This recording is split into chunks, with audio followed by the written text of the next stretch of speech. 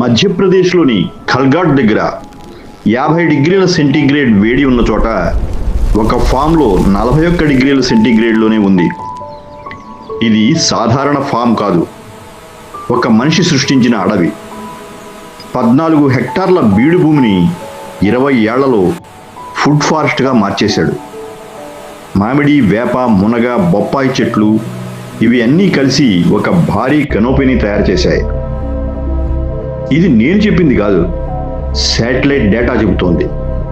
చుట్టూ 50 డిగ్రీల సెంటీగ్రేడ్, కానీ అక్కడ కేవలం 41 డిగ్రీల సెంటీగ్రేడ్ మాత్రమే వేడిగా ఉంది. వేలాది చెట్లు సూర్యుడి వేడిని అడ్డుకుంటాయి, నీటిని నిల్వ చేస్తాయి. ఇది కేవలం అడవి కాదు, ఇది ఒక కొత్త వాతావరణం.